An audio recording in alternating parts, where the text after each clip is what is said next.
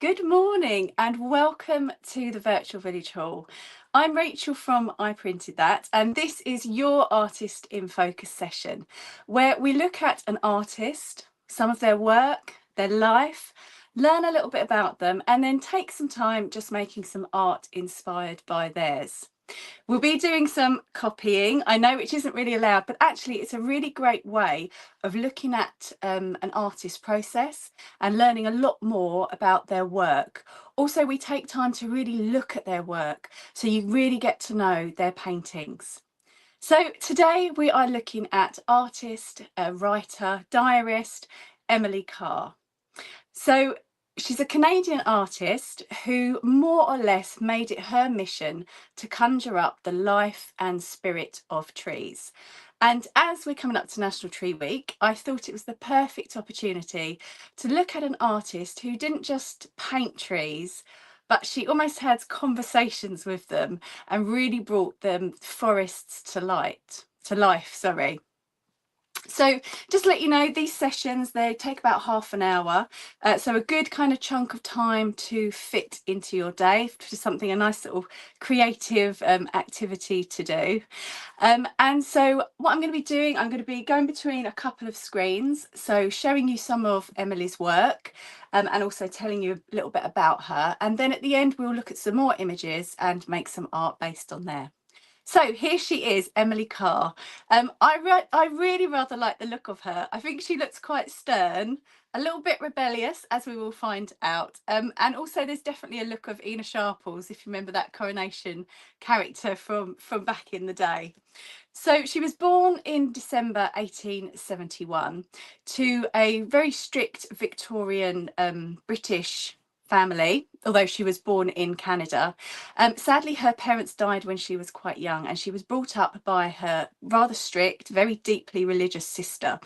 Now, the Victorian way of life wasn't really right for Emily, and she did definitely rebel, and we can see a lot of that in her paintings too. So she later moved to San Francisco, where she studied art, which was quite bold for a young woman at that time. And she travelled through Europe and France, absorbing everything, all the isms. So sort of Impressionism, post-impressionism, and then in Paris she discovered Fauvism, which shows that wild colours and that big bold brushworks.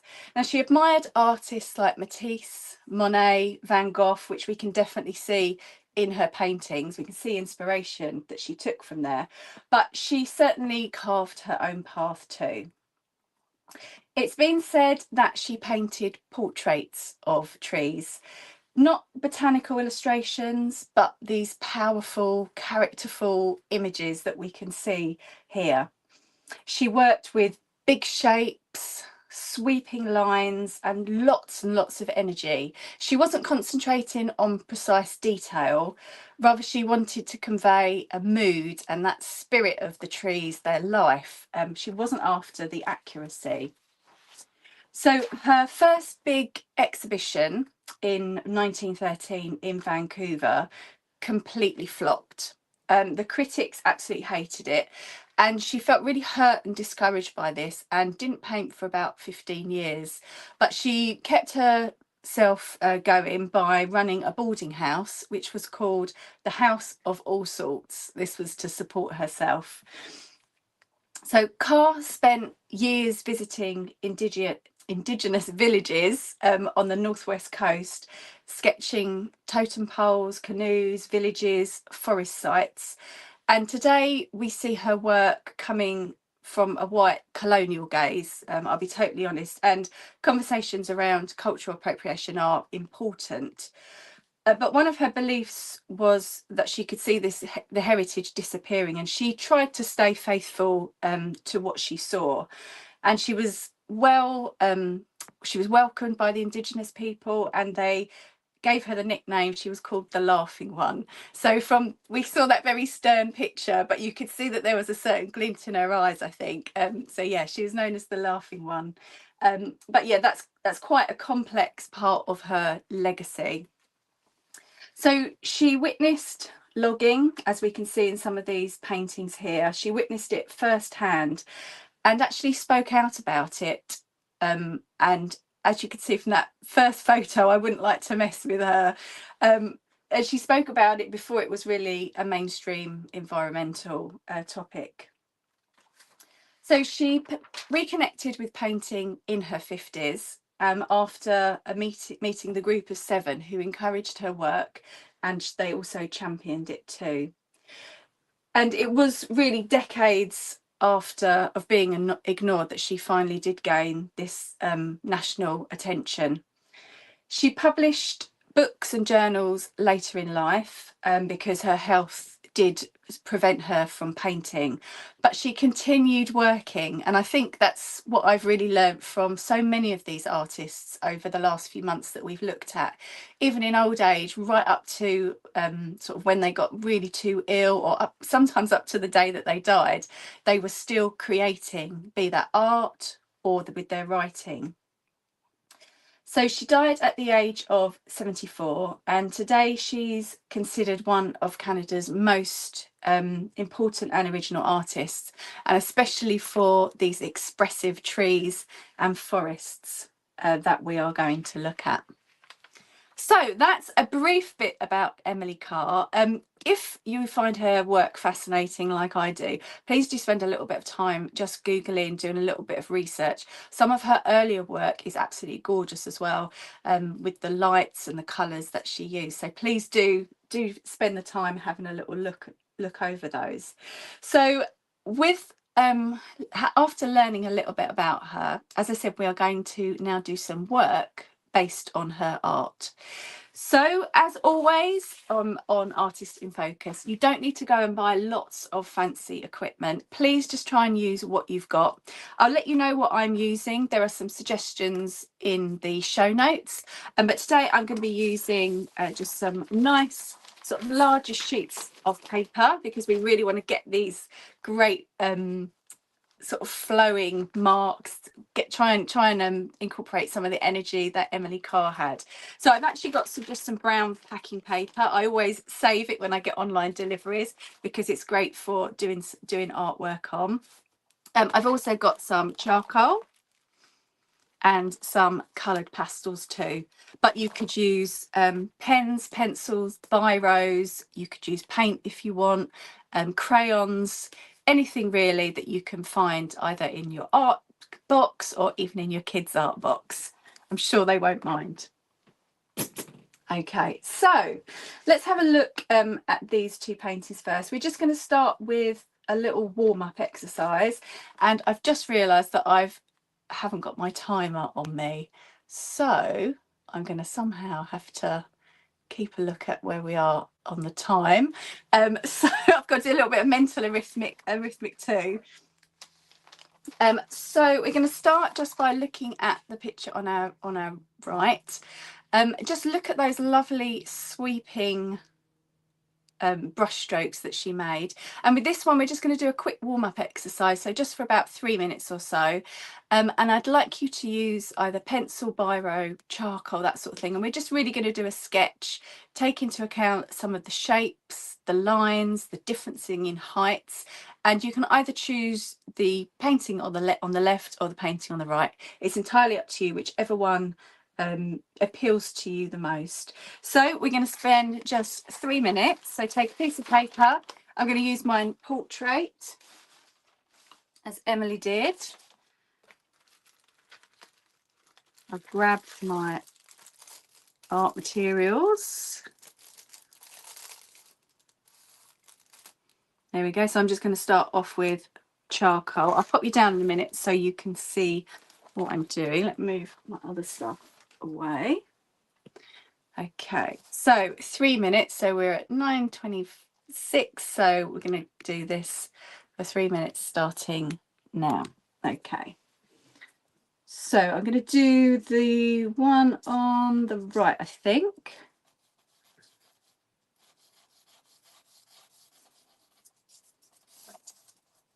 So just really quick sketches.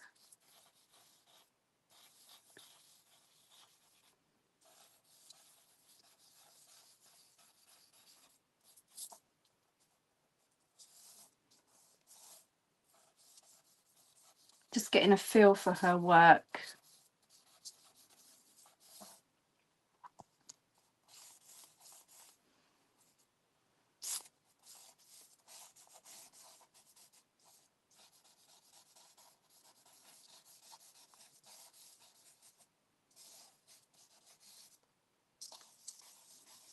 And it's just so nice, just that flow.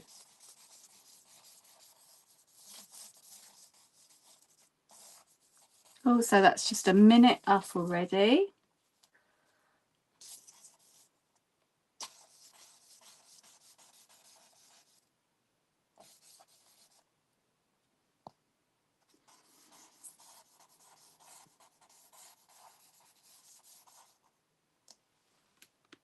Just move that a bit more.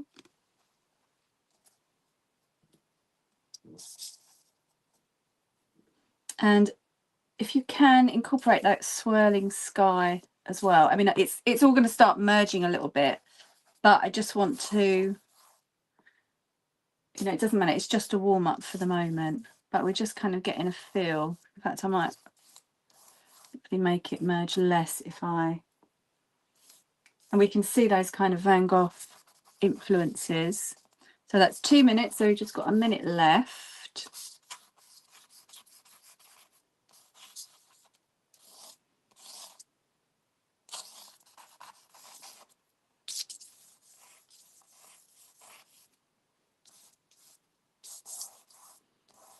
Just going to smudge that sky in.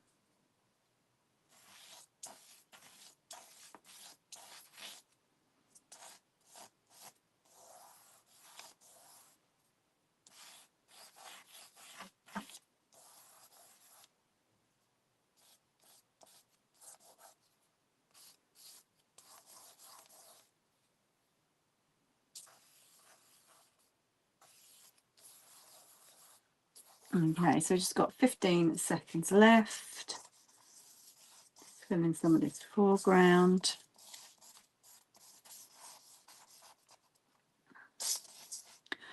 Okay, and I think that is about time, if my maths is correct.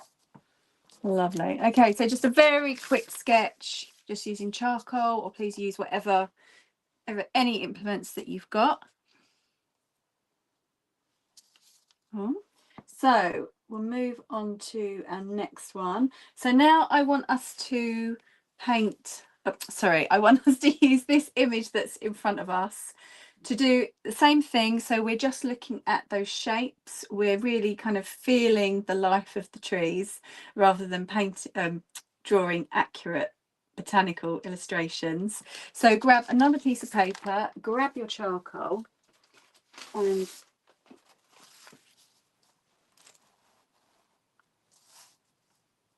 get that all straight for you. You can see it properly. That's it. Okay.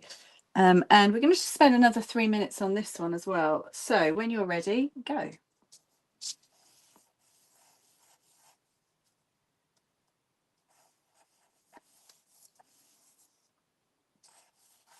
So rather than drawing like I've just started to do lines to like the outline of the tree, use your pencil or charcoal or whatever you're using just to make those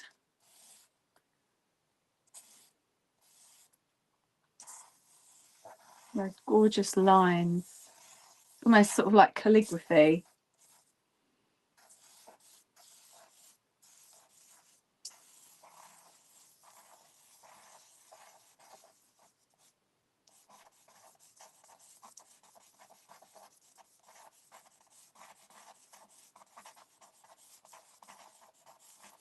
So you probably won't get time to draw all of this, but just kind of get in what you can.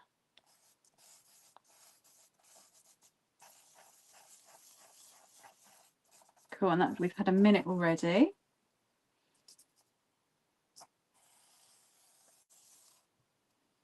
Let's draw some of these mountain shapes.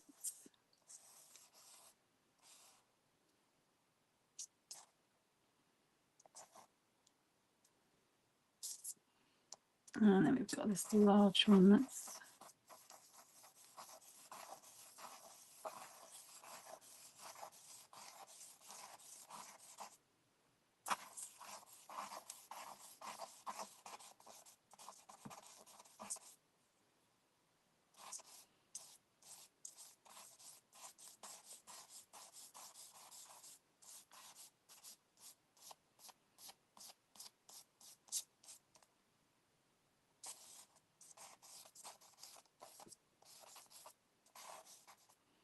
Okay, so that's a minute left.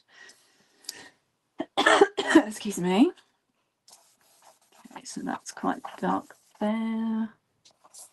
There, and I just want to put in some of that sky. I know I can't really see the sky, an awful lot of sky, but I'm going to imagine. I loved the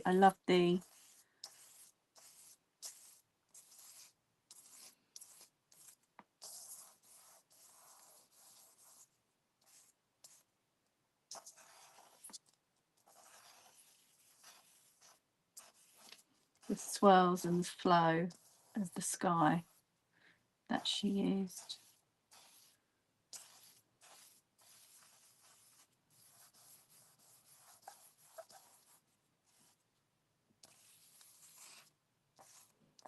Also, we've got sort of just 10 seconds left.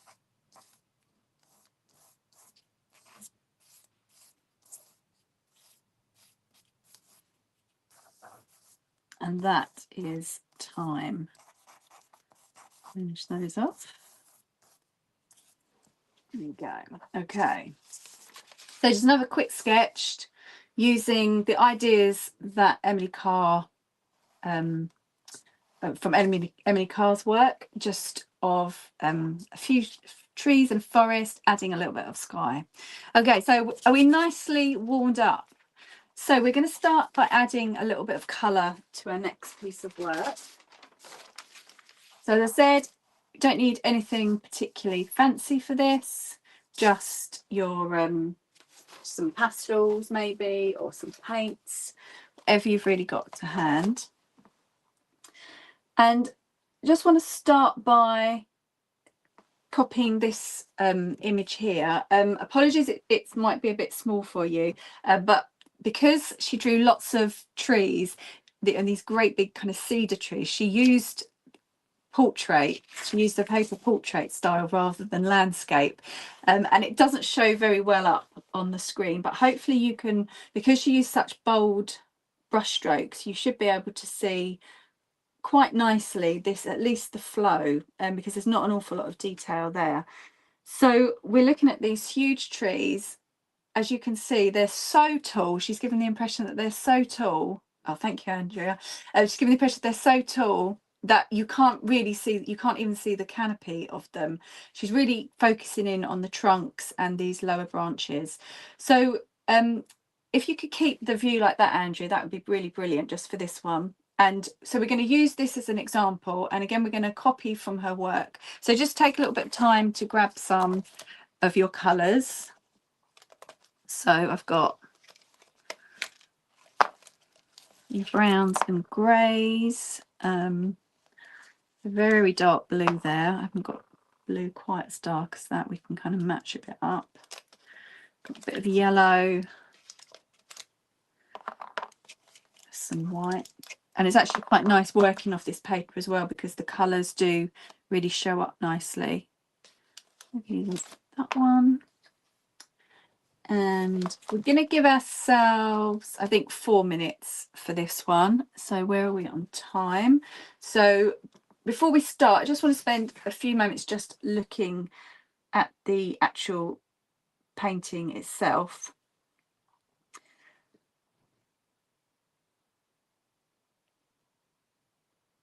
So we've got these huge trunks that go up to the sky, and then just kind of let your eye follow around those lower branches, that kind of dark blue, and you can see they almost just, they're like clouds almost, and they just, the sort of fingertips just sort of disappear. They almost don't have an end to them. It feels like they don't have an end to them. And then this sort of the thicker green as it comes up, and we've got these lovely swirling patterns to it. So just keep looking for a moment and then we will get started. So just give yourself a few more seconds to look at what we're going to draw before we start. Pick up your implements, and we're going to give 4 minutes starting now.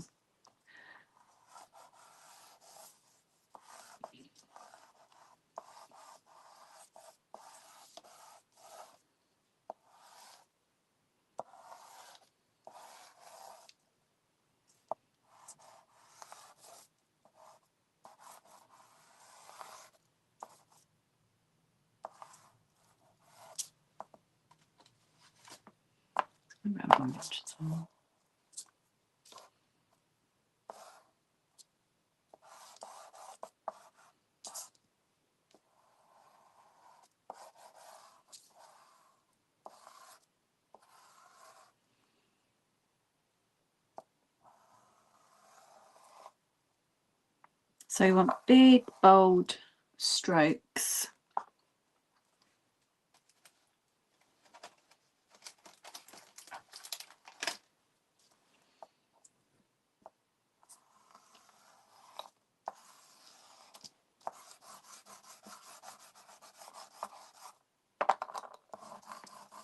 Well, that really is too blue, isn't it?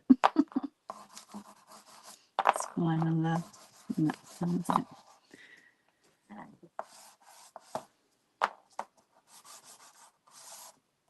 So just don't worry, you might not get this all finished, but it's just really just to give you an idea of kind of her work and big bold strokes. We'll do another one of these and spend a little bit more time on it.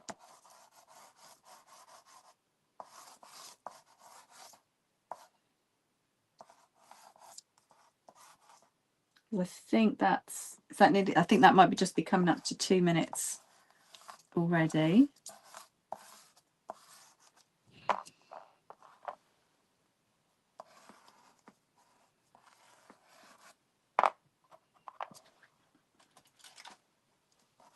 Really need a darker green.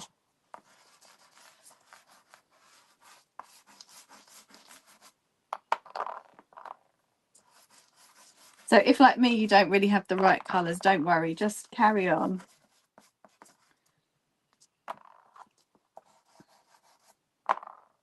As best you can.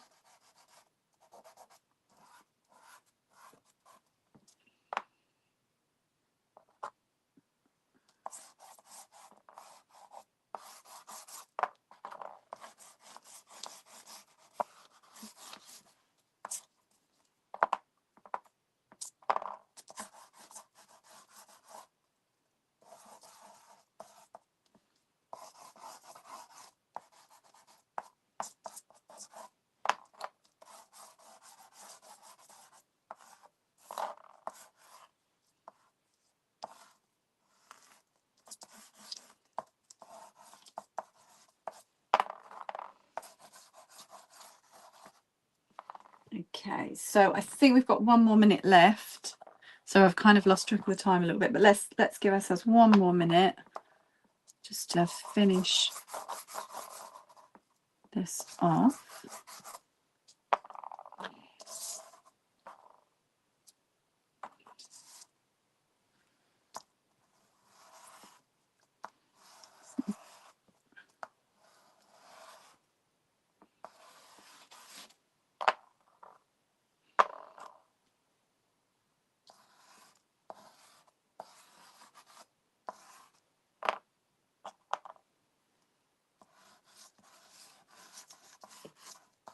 Okay, so it's about 15 seconds left.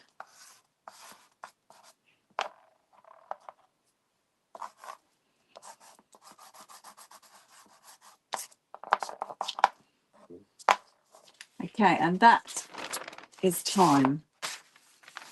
Okay, so just again, a very quick colour sketch, just using those big bold strokes.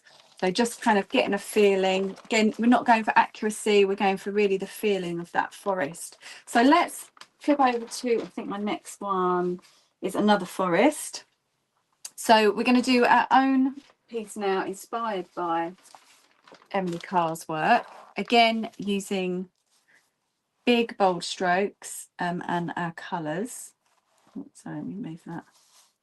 No, I always go the wrong way. There we go. So remember, big bold strokes and those great colours. So because my colours aren't really to the likeness of the trees, I'm just going to use them anyway. Because when she was looking into Fauvism, she didn't really care too much about the colour. You know, she used these unusual colours. So I'm happy to go with that with mine. So just again, looking at those trees, we won't have time to do all of them, but just maybe take just a couple of them sort of side by side. We've got these lovely long shadows across, thank you, Andrea. We've got the lovely long shadows across the path.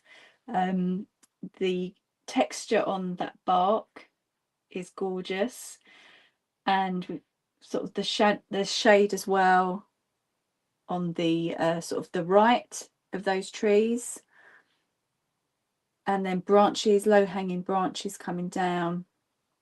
So we're just going to spend about 4 minutes, I think, just kind of taking either one side of those trees or just a couple each side for our work. And I'm actually going to do this, I think I'm going to do this one portrait. It's up to you if you want to go portrait or landscape, but again, we're looking at the trunk. We're not looking at the canopy so much, just these gorgeous trunks. Okay, so 4 minutes starting now. That will take us to 30:45. Okay, so when you're ready, go. Big, bold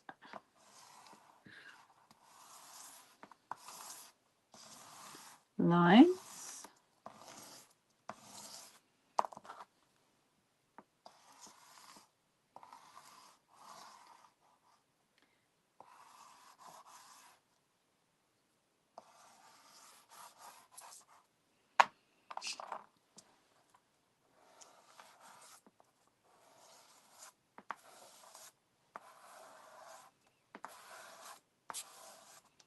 You know, it's very tempting to kind of start looking at the detail. So what can help, if you just kind of squint, then that takes out all the detail and you're left with shapes. So if that helps you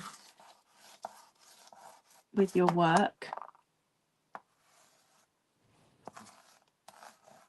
So we've had a minute already.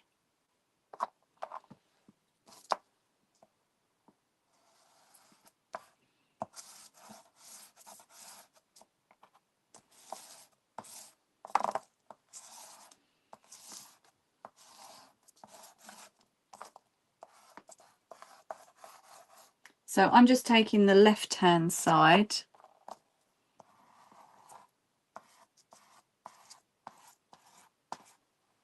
Just the first 3 trees there.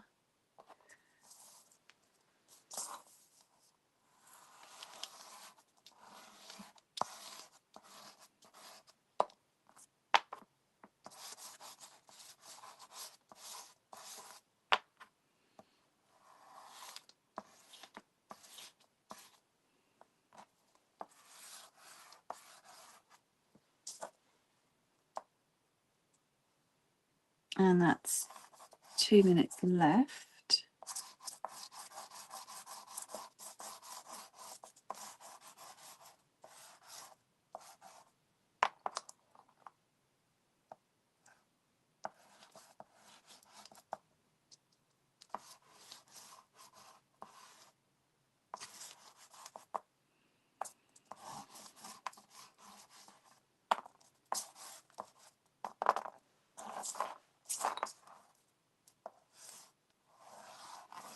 I'm going to add a little bit of shadow. These long shadows.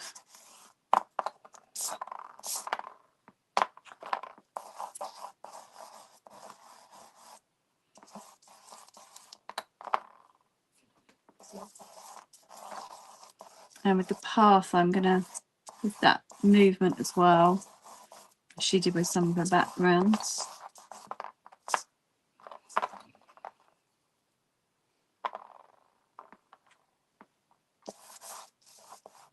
Okay, and that's just under a minute left.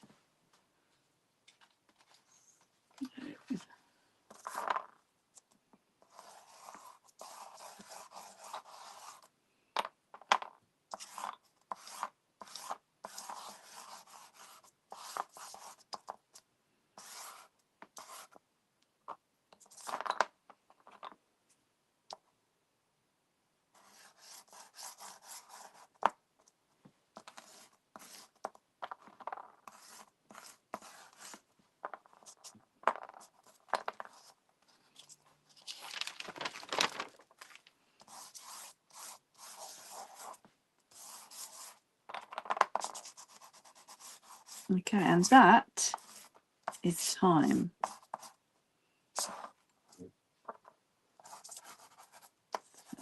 Quick. There we go. So just big, bold shapes to represent those trees, just like Emily Carr. So just a quick recap of what we've done today. So we started off with a couple of sketches. One was a copy of Emily Carr's, and then we looked at some trees which we did our own designs with. We then looked a little bit further at her work using colour, and we just did some really bold, expressive work to represent trees, firstly copying, and then this one using the image really to represent those big, bold shapes. Lots of energy. Cool. So I hope you've enjoyed that whistle stop tour about the Canadian painter and writer Emily Carr. So next month we have got, let's start with a little bit of homework for you first off. So just as a little bit of homework, Andrew, if I could go back to the slides, please. I want to give you something quite different. So we've been looking at a lot of life, but she obviously did appreciate that there was death within nature as well. Sometimes it was natural, but also sometimes through human efforts as well. So I wanted you to just look at this. It's quite different from what we've been looking at so far, but I would like you to use some of those same ideas and to create some artwork based on this. So look at the negative spaces, for example, with those the silhouettes of those branches, also the terrain and the sky behind. So see what you can come up with if you wanted to try a little bit more from today's session. So moving on to next month, I will be seeing you here on the Virtual Village Hall on Thursday the 11th of December at 11 AM, and we are going to be looking at various artists and looking at the snow scenes that they painted and drew. So please do join me then. In the meantime, take very good care of yourself and happy creating. See you soon. Bye.